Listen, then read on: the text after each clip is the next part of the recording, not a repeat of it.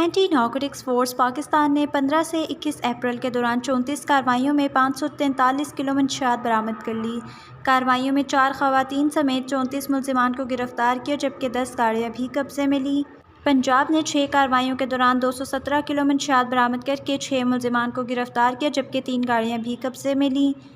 खैबर पख्तूनख्वा ने 6 कार्रवाइयों के दौरान 201 किलो मंशियात बरामद करके 4 मुल्जिमान को गिरफ्तार किया और 2 गाड़ियाँ भी कब्जे में ली। बलूचिस्तान ने 2 कार्रवाइयों के दौरान 73 किलो मंशियात बरामद करके 1 मुल्जिम को गिरफ्तार किया और 1 गाड़ी भी कब्जे में ली। रावलपिंडी ने 13 कार्रवाइयों के दौरान 33 किलो मंशियात बरामद करके 2 खवातीन समेत 14 मुल्जिमान को गिरफ्तार किया और 4 गाड़ियाँ भी कब्जे में ली। सिंध ने 7 कार्रवाइयों के दौरान 19 किलो मंशियात बरामद करके 2 खवातीन समेत 9 मुल्जिमान को गिरफ्तार किया। तमाम मुकदमात इंसदाद मंशियात एक्ट के तहत मुतल्लिका थानों में दर्ज करके मज़ीद तहकीकात का आगाज़ कर दिया गया है।